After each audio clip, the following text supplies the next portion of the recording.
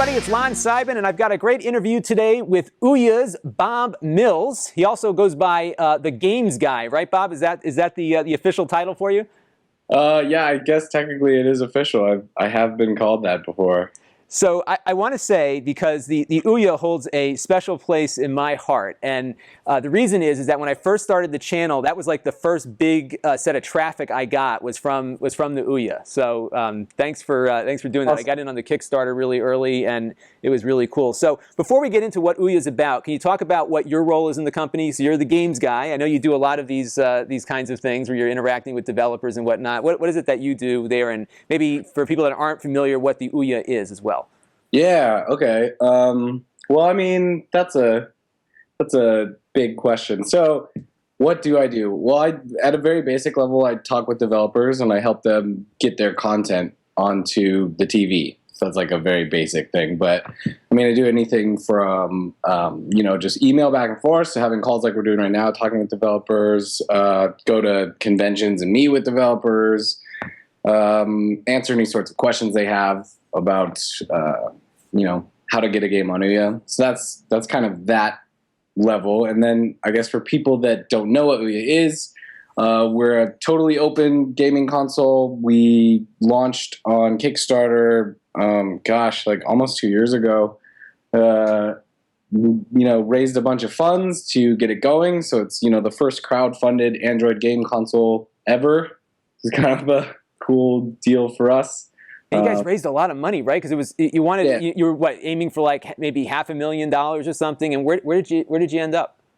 Yeah, I think we were asking for, was it 900,000? We ended up raising like 8.6 million, which was crazy and exciting. And then we got to it and started shipping consoles out. And that was it. Now, what does it feel like? So you were involved with this from the beginning? Mm-hmm. And so, yeah. So I mean, it was really like my first ever entry job into the gaming industry.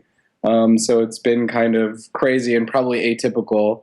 Not like the typical career path that a lot of people follow, where they maybe start in QA. Though I probably would have done that if I didn't have this way in. But anyways, we started the Kickstarter. I wrote a bunch of copy for that, and then for the 28 or so days that we ran the Kickstarter, it was noon till dawn to dusk or whatever, running the fund. And it was like what, 28 days is all it took to get all that money in, right? Yeah, and it was. I remember even us talking about that, like, because when you're doing a Kickstarter like that, you can pick how many days. I think 28 is the minimum, and I think for some reason we picked that because it was like, you know what, let's just do it, because if it's gonna work, it's gonna work. So pick 28 days, and by golly, yeah, I mean we were the second best raise, or highest raising Kickstarter ever, next to Pebble, I think, and we recently just got bumped by the Coolest Cooler. So congratulations to them.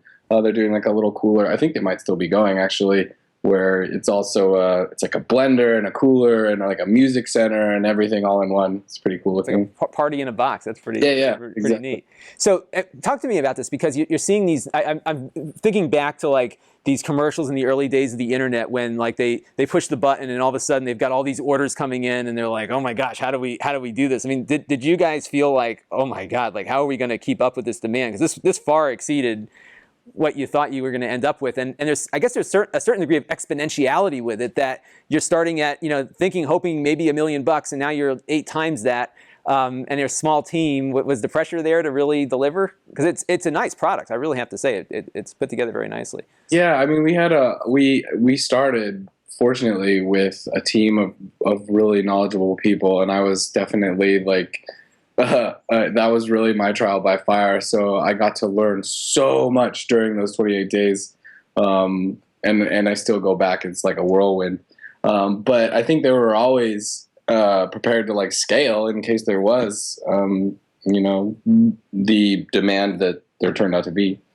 Right. And what's interesting about the Ouya is that I've been getting a lot of these, into review on my channel here, a lot of these really cheap Android set-top boxes from all these Chinese manufacturers. And what they're doing is basically taking, one of those cheap Mali CPUs, putting them in, you plug it into your television, and then you got Android on your TV, and there's always compromises. And one of the things that really impressed me about the Ouya was really what you did to Android to make it work as a game console that's specifically designed for the television. And what went into that? Because this doesn't, it looks easy because it's Android and everyone thinks it's open source, but you guys actually modified Android to make this do what it does, right? Yeah, I mean, and we're still doing it is what's so great. Like, we just put out an OTA update, like last week or something, that added new features like developing developers, where you can go on and you can actually like take beginning level coding courses, and there's like the AIDE program. They did a specific Ouya version with a bunch of cool features and stuff that you can't get on any other AIDE version. And before that, it was I don't even remember what feature. Oh, you could like order playlists and like order your play area. So like each time we do an OTA update, we continue to modify that. I think that's a part of what makes Ouya so great and the other part is really like there's this core community of people who cared very deeply about making this thing happen. And I'm talking about like, everyone who kickstarted it and then everyone came along the way. So we have like a community offline, like an unofficial forum, ouyaforum.com. Those people are so great. And so they go into a lot of it. They help to sort of differentiate Ouya from those set-top boxes and really like any other Android-based set-top box. We are fortunate to have a great head start and great content from hundreds of developers too who believe in what we're doing and want us to succeed. I think that's a big key and a big differentiator. And talk about developing on the console, because it is Android at its heart, right? That's the guts. So is it difficult? Let's say I was an Android developer. I mean, I can maybe I could program Lemonade Stand or something. But you've got that Android. I guess you develop an Android application, and that's essentially the start of making an Ouya game. Is it very similar to developing on Android? Is it different? Is it easy to port your game over? Yeah, I mean, if you can have or can program anything for Android, you can program it for Ouya. The Ouya ODK is essentially the Android NDK, except we have a custom payment API and a custom controller. We do some checks when you submit a game. We do some checks for title safe because TVs, unlike mobile devices, have to have some title safe to compensate for the difference between like a 720 and a 1080p right. TV. But I mean, that's basically it. And so we have some new features too. So we started Ouya Everywhere actually a few months ago, and that is basically you can use Ouya as a platform to start getting on other devices. And Mad Catz Mojo was our first example of that, where you can now access Ouya through that device, and we'll be on. We're anticipating doing other cool things with that. And so it's basically like, the core of Android plus like a few smaller tweaks in order to play with us, I guess. Yeah, right, to be able to get it to work. And what's nice about the Ouya Everywhere is that if you did, so I guess the Ouya is running a Tegra 3, am I right about that? And the Mad Catz has a Tegra 4, so it's a little bit faster on the hardware side. I mean, they came, I think, almost a year later, if not over a year after us. So they got on that wave of the chipset. Right, and then I'm sure now some people are asking in the chat room here about the Tegra K1, and I know you really can't comment on the future roadmap, but I got to say that K1 processor, I got the NVIDIA Shield tablet in the review, and it is fast. I mean, it's almost twice as fast as the 4, right? And I would imagine it's considerably faster than the 3. Does that start getting your gears turning about how you can really start to compete a little bit more with some of the larger consoles? I mean, it's probably more powerful than the Wii U, and it's certainly competitive with the Xbox One and the PS4, right? Yeah, it's really exciting to see how rapidly they're iterating on that too, and it's it's crazy to think about like what could come after that. And I think you're right. It's basically, you know, this technology that can compete with these larger scale, or, you know, bigger, more established players in the console space. But yeah, can't officially comment on any sort of future things. But we know the hardware is out there, so we'll see. Yeah. We'll see what develops there. So let's talk. Then we'll take some viewer questions in a few minutes. But let's talk about some standout games. So we've got a bunch that are actually Ouya specific. And I was watching an interview with you the other day on something that was linked on your website, and you were talking about the kinds of games that are becoming attractive to Ouya developers and to Ouya gamers. That they're different. They're not like, you know, these safe plays like the Call of Duty stuff. It's something very unique and not a huge time commitment, right? I mean, those are the more casual games. Am I right in saying that, or is there more to it? Yeah, I mean, I could probably find more to it. I think that there is definitely a lot of casual content, like pick up and play and sit down and do something else type of content. For me, and also I think that there is and there continues to be a you know, growing variety of games and like types of games that you can play. So like for me, and I think if I'm thinking of the interview you're talking about, I like the games that I sort of trend towards is like couch multiplayer games. Games that I can sit down with a friend or even 3 friends and play on the TV. You know, the type of games like when I was playing on my Super NES, the coolest thing to do for at least one summer was to bring Turtles in Time over and play that, try to beat that with my friend. And at some point, like, I sort of felt like I couldn't really do that as readily. And for me, Ouya has such a broad assortment of games that, you know, you can find a lot of options to sort of scratch that itch, that sort of nostalgic feeling. And I'm going to get to a few of those in a minute. My system updated right when I was about to switch to the game, so I'm getting that system update. So those usually go pretty quick. So we'll take a few viewer questions in the interim here. So Bruno Sena's in the chat room, and he was wondering, you know, specifically about AAA mobile games. Now there are a few, right? You've got Sega on there. I know the Sonic, some of the Sonic games are on there and whatnot. He's looking like at Minecraft, Edge Trigger 2, some of the Game Loft stuff. I mean, are those things that, you know, those kind of AAA titles, seeing more of those come to Ouya? Is that something that's in the future? I mean, I'm sure it's something that we should, you know, look forward to positively. We specifically, like, as you know, speaking for the people I work with on dev relations team, like I think you've talked with Jared, and you know, there's Kelly, of course, and Alex. Like, we definitely think that, or we try to like keep an eye out for the newer stuff, but we definitely you know, value the partnerships we have with the AAA companies, and you know, would love to see more stuff like that. And you know, the great thing is that it's really easy to port a lot of those mobile games.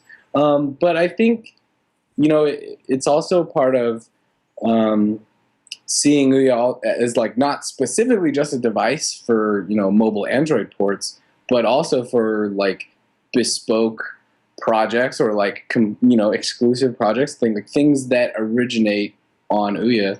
And I mean, it's sort of part of like the entire effort we have going to be like this different sort of space, right?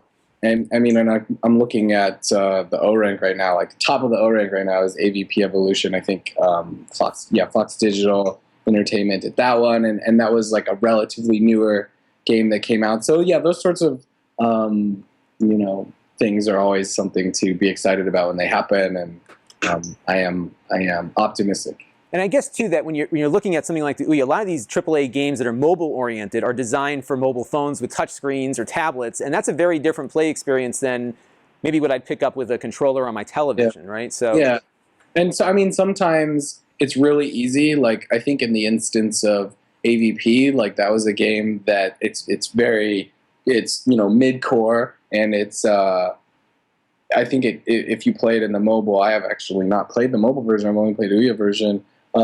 It's likely has like a soft keyboard on screen, like a D-pad, and then the action buttons on there. And so a lot of those games, they can be ported over really easily. And I got another question. So everybody is asking about Ouya too, which I'm sure you can't talk about. So you know things that we won't know for a while, but yeah, I can't blame them though. Yeah, well, it's good to have the enthusiasm, right? So, yeah, totally. so you can't comment on that, but we will keep bugging you about it occasionally. Maybe I'll get you to slip. But there was a good question here from Kloppleton. I'm sure that's his real name, and if it is, I'm sorry for just making fun of it. He was wondering, will Ouya Everywhere eventually be an app that you'll just install on your Android device, or is it going to be more of a partnership with different manufacturers? Gosh, that is a great question. So, I mean, in that instance, you would be taking Ouya Everywhere and playing it on a mobile device. I mean, in theory, that could work. And like the real difficulty is like the audience. What I'm just talking out of Sure. Thin air, but it would have to probably be controller, like mandatory controller, unless somehow there was an on-screen controls that sort of were there the entire time.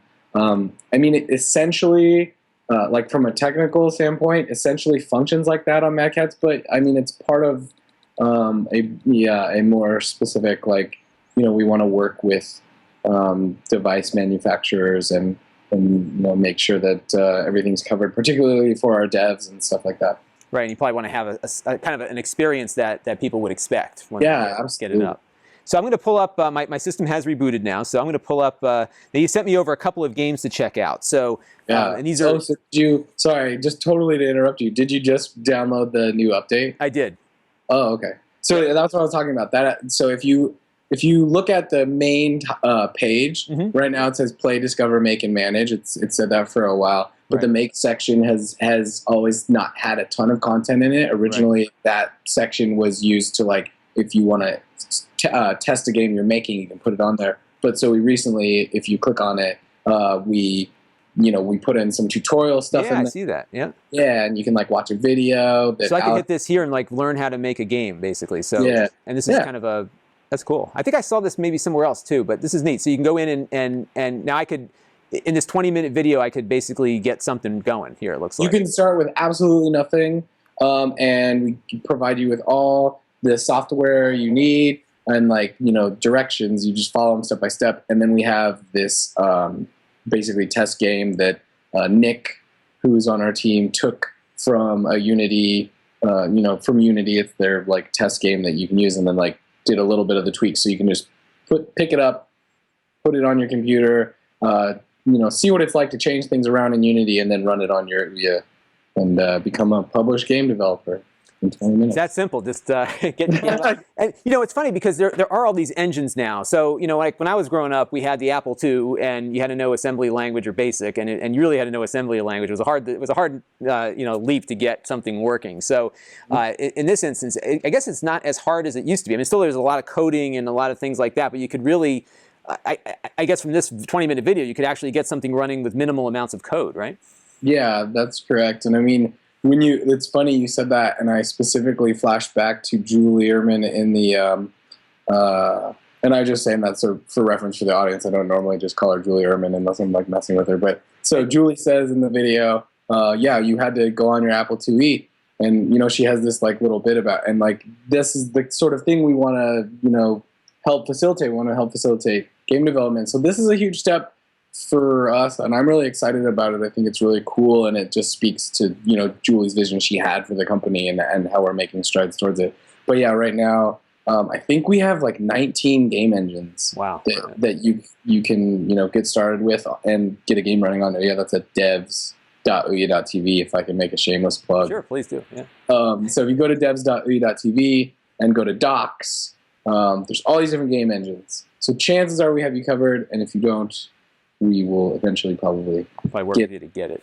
Yeah. get it on there. And I think that's what's kind of neat because I've been doing a lot with the Raspberry Pi on the channel, so we just got the B Plus in, and that's a similar kind of experience where we're getting back to this thing where you can actually own something that you can access and play with and learn the basics of game development or programming or both. It seems like you're kind of building that into here as well, so that's pretty cool. So we've got a couple games you want me to check out. So the Duck Game, what's that about? Duck Game. Duck Game is probably my favorite game right now, or it's one of them. Sent you over a few. But Duck Game is by Landon Podbilski, and I actually met Landon with his friend Andrew at last year's PAX, and I was just like, it was like the last day of PAX. I was exhausted. I was probably coming down with PAX flu by then. It's amazing at those events where everybody always gets sick, no matter every PAX. I'm going to PAX again, and I'm just like, oh man, I hope I don't get sick. But so I was like, I'll go say hi to this guy, and it turned out that it was Landon. He's a great guy. He's a musician, does a bunch of cool music, and he's also like this great programmer. So he showed me what he was working on with Duck Game. It's amazing. So we helped him get Duck Game up and running, and it's this really fun, frenetic, up to 4-player multiplayer game. And it's like a split screen thing. I'm playing it right now, so it looks like there's room for 4 players on screen at once, right? Yeah, it's not split screen, so everyone's in the same platform, sort of like a Smash Brothers-esque, but you're all crazy ducks, and there's like 30 or so weapons that you can run around and pick up and shoot each other with. Oh, that's cool. So right now it's multiplayer only, but multiplayer over the internet, or just have to be everyone's got to be in the room with me? Local multiplayer. I mean, and that sort of speaks to the iterative nature of Ouya. So he started with multiplayer, and he's working on single player, and eventually probably working on like online multiplayer. This kind of also brings me back to like when my friends and I. Now I think I'm a little bit older than you. We used to play ColecoVision. That was our thing. So like that and Atari 2600, we'd all go to somebody's house and play 2 at a time, play with this stuff. So that's kind of like what the Duck Game is. That's pretty cool. So let me back out here, and we'll go check out some other stuff. So we'll see. We have Neverending Nightmares. What's that? Yeah, I mean that's a cool one to highlight. That's another one of my favorites. That's by Matt Gilgenbach. He's got a great story, and you can, if you just Google him, you can find his blog, and he blogs pretty regularly, just about his, his game development. And so Neverending Nightmares specifically is like sort of it's an artistic interpretation of his, I mean, I'm probably butchering the description, he could do it a lot better, but it's like his dealing with his own sort of like mental illness. But it's a horror game, super scary, like plenty of jump scares, so I don't know if you want to play it live right now. Unless you do. I think I neglected to download it initially, so I'm hunting around for it right now. We'll take a look at some of the screenshots maybe. You put headphones on, turn the lights off, and record yourself playing that game, because you will freak out playing that game. I can guarantee it. So put the kids to bed and that's it. Yeah. So, yeah. We had a Twitch stream going at E3, and there was like 30 people crowded around this TV watching this one kid playing Neverending Nightmares, and like, these things will happen in the game, and like everyone's like, all at once. It's pretty cool. That's really cool. So yeah, I can't find that one on here right now, but we should check. We'll definitely check that one out. Is that an exclusive to Ouya? That game is actually a Free the Games Fund campaign game. So, which Free the Games Fund Free the Games Fund is ending soon. By the way, that was something that Ouya created to help fund developers to create games for the console, right? Yeah. So it's essentially a matching fund. So you raise funds on Kickstarter, and then we will match the funds you raise on your game, dollar for dollar. And then game comes out on Ouya, and if you want, you do on PC as well, simultaneous. And so his game is one of those games. And so he launched on Ouya with like in alpha, and you can actually opt in early and sort of watch his progress and give him feedback and watch kind of the like game. a Kerbal Space Program kind of thing, where you're in early and you're with him as he's developing this thing and providing feedback and. Yeah, I mean, and we're seeing a lot of that. I mean, maybe it's just maybe it speaks to indie development, or maybe it's a coincidence, but like there's a lot of people using Ouya to design a game in an iterative right, in a fashion, and involving their players and their community, and how many? I guess we look at PlayStation 2 or 4, whatever it's up to, and the Xbox One, and we've got these huge companies doing these multi-million-dollar, billion-dollar games, and they're huge teams, and Ouya developers are typically one man or woman shows, right? Right. Well, yeah. I mean, so like you said, we have some AAA, and then we definitely have indie, and so Duck Game is made by one person, and on the surface it looks like this unassuming retro style game, but it is incredibly nuanced. And then Matt is another just single person making this game by himself. Other games have like 2-person teams. Other games have like 5-person teams. But yeah, I mean a lot of different types of teams, but typically a lot of small ones. So I'm loading up now Amazing Frog. Amazing Frog. Yeah, this one looks pretty cool. So what's this one about?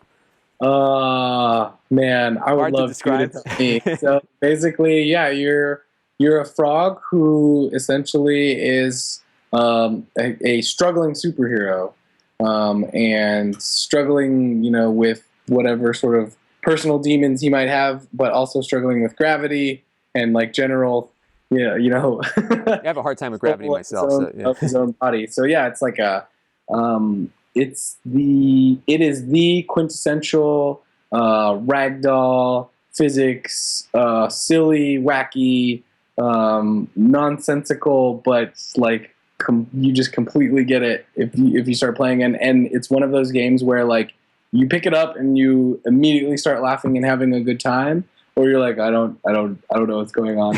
I see. Yeah, he's just kind of floating around. Like, the gravity is really weak here, isn't it? Yeah. So I just hurt my frog pretty badly. He's it's kind of like the goat simulator thing, right? Well, it's came out. It's launched with Ouya, and if you play Goat Simulator, there's a lot of like Amazing Frog homages, I would say, in it, because I think that those guys really got a lot of inspiration from Feiju and Amazing Frog. Oh, interesting. So maybe a little borrowed stuff there. Now, I noticed that every game in the store is free, right? So they're all free to play, and then if you want more, you buy in. Is that right?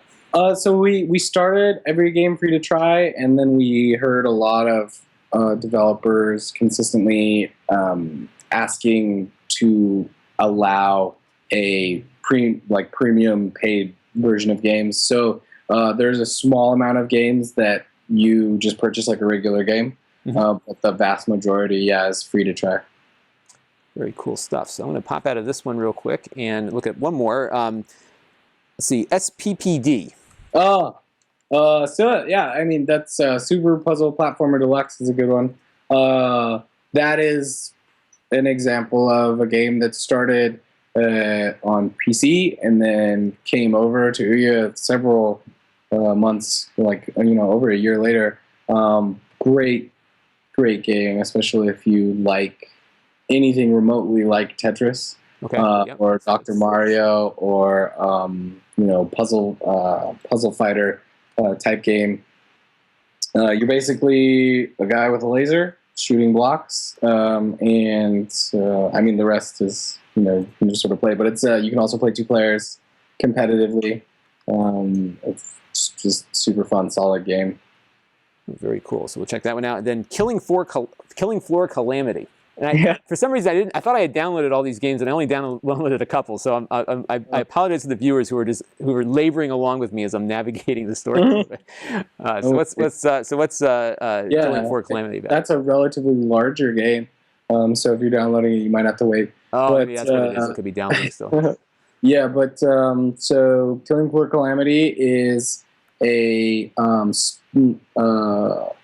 a different universe, or same universe but different chapter in the Killing Floor series. So if you are familiar with Killing Floor, it's a game by Tripwire Interactive.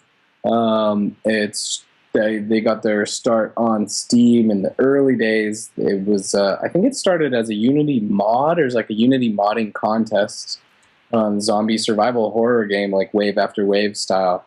And they met up with us really early on. We were actually on we did a dev meetup in Atlanta, and it was like pizza and beer. And then Alan, who's VP over there, was there, and he's like, "Hey, let's put a game on Ouya." So that's Killing Floor Calamity. So it's a top-down sort of isometric Alien Swarm-esque version of the same game, zombie survival horror. You survive, I think it's like 8 or 9 waves, and then take out a boss all the time, collecting cash and upgrading your weapons, buying new weapons, so that you can survive the next wave as each wave gets harder and harder. And I've been following Ouya for a while. There is a lot of stuff just on it. How many games total are there now on the system? I think we're at 850 something. I mean, and we get a large amount of games per week that the QA team either passes or sends back to the developer if it needs some technical work. But I mean, there's a steady flow of games coming in, and it's awesome to see. Yeah, it's neat just to see it growing. So let me ask you this question, because I'm probably one of the people that I will freely admit was attracted to the console because it was the first time I could put my retro game emulators on something without having to jailbreak and hack and all this other junk. It's really turned into a great console for that too. Is that what's the company's feelings on that? I mean, there's certainly emulators in the store. You're allowing those to be on the store. Is there any issues with that? I probably can't speak officially on that one for the company, but I mean, it's an open device, and I think we always designed it to be your box, and so like you can sideload things easy on it. It's like we just don't really see a point in making something and then making it so you have to go through all this trouble to jailbreak it. Right.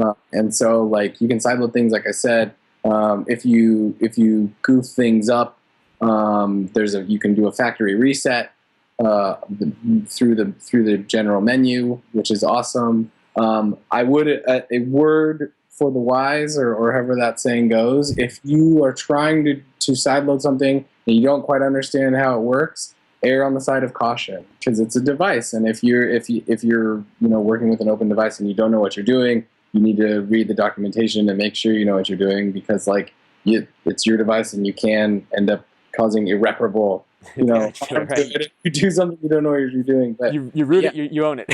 Yeah, you root it, you own it, but I mean, you own it anyways. Right. But I mean, yeah, there's room for all sorts of content on there, and it actually speaks to our relatively passive or friendly review process. We do a technical review, we make sure it's title safe, we make sure the controller works, we make sure there's no like hate speech in it or incitement of real world violence, and that's pretty much it. And then people can put whatever games they want on the storefront. That's great. So looking back now, it's been over a year now, right? Has it been over a year since it was released, or just about? Yeah, it's been almost 2 for me, but I was there before it was technically even a thing. But it's let's see. Oh gosh, our official launch was in June of 2013. So it's been about a year. Yeah, just over a year. And what do you think? And I don't want to drag it out for too much longer here, but because I'm sure you want to enjoy the rest of your evening. But what do you think you've learned as a company since you started? Because obviously, there was a lot of excitement around getting the Kickstarter thing going, a lot of interest in it. It's out there now. People are buying it. Was the marketplace different than you expected, or is it about where you think things would be and in that whole process? It's cool. It's so new. And I constantly have to remind myself that, like, we are, or were for so long, the only people out here doing what we were doing. So, like, everything that we've done in this last year has been public. And, you can basically follow it from Kickstarter to now, and, via, like, news articles and coverage and stuff like that. And learn a lot just on what we've done. So, God, I would love to be able to know everything I know now and do it again in a year and see what sort of crazy I'd be like Nostradamus and just predict things, making amazing things happen. but so much. I mean, it's I could go on and on about what I've learned. But to a large degree, I think that's what experience brings you, is that you can look back and say, wow, we know what this is going to work now. It's the same with my channel. Like when I do something, now I'm getting a feel for what the viewers of my channel want to see. So it's often, it's not easier, but it's certainly like, that product review is going to be great, and I'm going to get that done as soon as I can versus others. So what's next? I mean, we can't talk about new hardware, but what's the rest of the year look like? Are we going to see some more cool stuff? Maybe Ouya 2, or just maybe some more Ouya everywhere, or all the above? Well, I can say you can look forward to a bunch more awesome games. That's for sure. So Reagan Gorbachev is coming. That's a top-down 1 or 2 player stealth puzzle game that's super fun. There's a video on our YouTube channel there. Yeah, what else? I think Magnetic by Nature just came out. I should Skype Jared so he can tell me what other games are plugged, because he's got this encyclopedic knowledge of everything that's coming out and when it is. Thrall is going to come out, and that's definitely more of an experiential, not your typical laser beam shoot 'em up game. You play a woman who is trying to protect her baby in I think a developing country. It's a pretty cool game. That Dragon Cancer is still something that I think the world won't realize they need that sort of experience until they play it, and then they're going to be like, wow, this is a great game. And other stuff like that. I mean, some stuff. You can look forward to the new version of Towerfall whenever that's ready. That's going to come out too. Lots of cool stuff like that. Great. Now, if people want to buy an Ouya, I guess they can go on Amazon and buy it there. It's in the retail channel also? Yeah, you can go to Ouya.tv. I think shop.ouya.tv and buy it there. Target, Amazon. Those are pretty good spots to check first, for sure.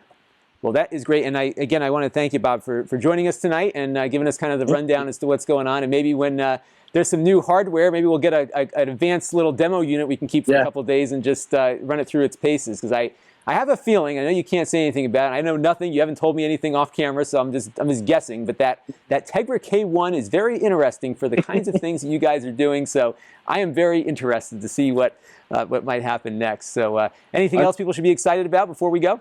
Well, just a message to you, you're definitely, it's awesome to talk to you and talk to other people who are excited about what we're doing, and I'm sure you're on our first list of people to reach out to when there is news to announce. I just wanted to tell you that. I appreciate what you're doing. And I actually, because I was so focused on telling you that, I wasn't listening to your question.